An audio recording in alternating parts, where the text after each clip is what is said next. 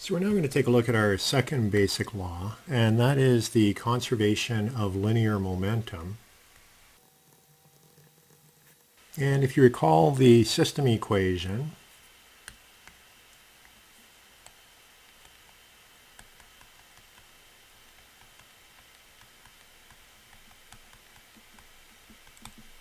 we had sum of forces, and I think we had P for the momentum, but I'll expand it out, mv dt, and this is for a system.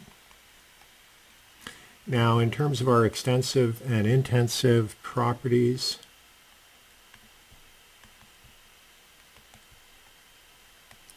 so eta is then just the vector v. So with that, we can rewrite using the relationship between the system and the control volume for the time derivative.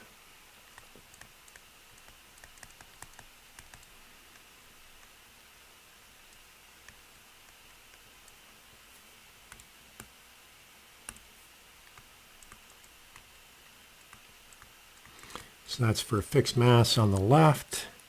And then on the right, this is for control volume.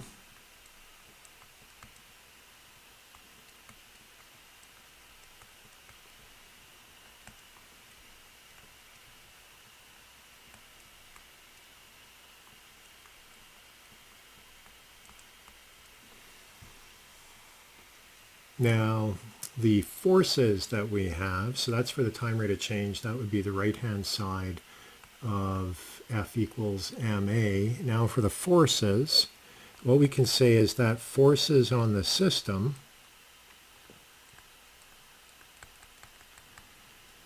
equal the forces on the control volume, and those forces would consist of, we will have surface forces and we will have body forces. So surface forces would be things such as pressure or shear, viscous shear, and body force would be gravity would be one. You could have electromagnetics. So with that, we put these two together, and what we get is the equation for conservation of linear momentum for a control volume.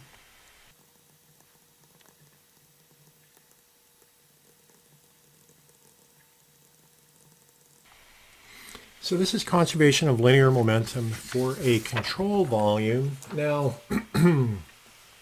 for students new to fluid mechanics, this term here quite often causes a little bit of grief. So what I'm going to do is I'm going to expand this equation. And remember, this is a vector equation. So essentially there are three equations embedded here that we're looking at. I'll write out each of the different vector components.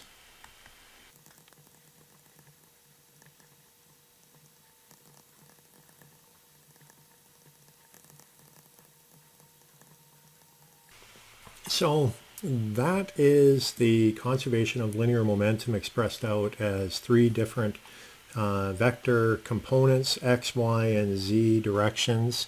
And there are a couple of things that I want to make note of when you're doing analysis using this equation. And this can be a place where students can sometimes be confused. And again, it pertains to the last term that we saw in each of these different vector components. And it depends upon how you handle the signs. And so you have to be fairly careful about that. So let me just make a note.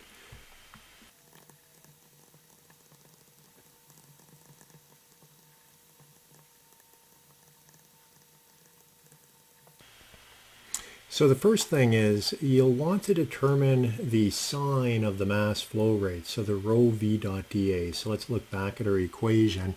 So that means that you'll want to figure out the sign of this, this, and this, and figure that out independently first. And the second thing to note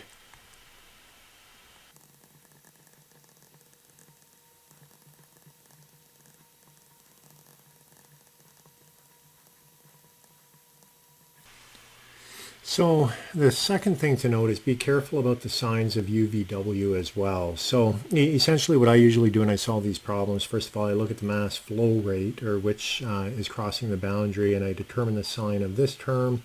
And then I also look at the velocity components. Remember, this can have a sign as well because it's a vector component, and depending upon your coordinate system, it could be a plus or a minus. So you got to be careful with those signs.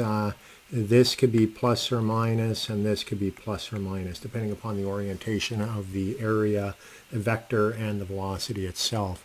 So those are a couple of the things you have to be careful about when you're applying the conservation of linear momentum to the control volume. The last thing I should say is that this has some restrictions to it, and I'll just make one last comment.